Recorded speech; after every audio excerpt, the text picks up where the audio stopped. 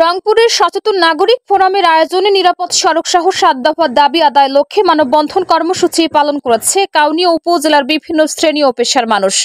বুধবার ১৪ মে সকালে Mirbagh bus stand ফ্লাইওভারের নিচে এই অবস্থান কর্মসূচি পালন করা হয়।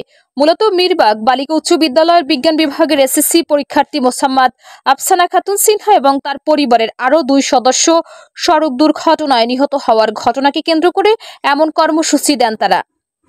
মানববন্ধনে বক্তারা বলেন, ফিটনেসবিহীন গাড়ি, ওভারলোড, ওভার স্পিডে গাড়ি চালালে চালকের বিরুদ্ধে আইনগত ব্যবস্থা নিতে হবে। এছাড়াও রংপুর কুড়িগ্রাম মহাসড়কে গাড়ির গতি নিয়ন্ত্রণ করার পদক্ষেপ গ্রহণ, রাস্তার মোড়গুলোর পরিধি বাড়ানো, ব্যাটারি চালিত অটো বা 3 হুইলার গাড়ির জন্য পৃথকভাবে সড়ক নির্মাণ ও মহাসড়কে 4 লেনে উন্নতিকরণ সহ মোট 7 দফা দাবির কথা জানান।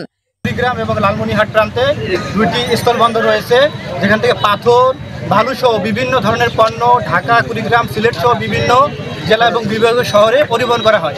যার কারণে এই রোডটিতে প্রতিনিয়ত অসংখ্য ট্রাক, কাভার, বাস সহ বিভিন্ন ধরনের ছোট এবং গাড়ি চলাচল করে এবং এগুলো সর্বোচ্চ গতিতে চলে। এরা কোনো সরকারি প্রশাসনের বা সড়ক বিভাগের কোনো গতি দ্বারা সর্বোচ্চ গতি নির্ধারণ করা 40 বা 60 সেগুলো মেনে চলে না। যার কারণে মানুষকে উপহার দেবে, এটাই আমরা বর্তমান অন্তর্বর্তীকালীন সরকারের কাছে আমাদের উদাত্ত আহ্বান থাকবে।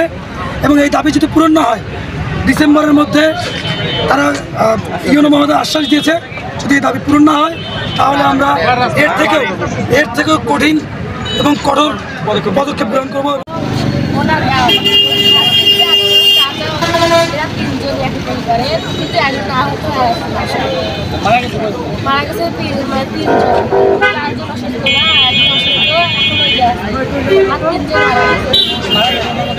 এই দাবি আদায় না হলে রাজপথে থাকার হুঁশিয়ারি দেন তারা।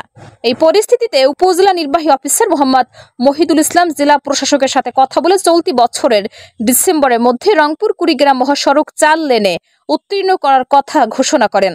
কাউনিয়া থানার অফিসার ইনচার্জ মোহাম্মদ আব্দুল লতিফ সেখানে উপস্থিত হয়ে আন্দোলনকারীদের সঙ্গে একমত পোষণ করেন।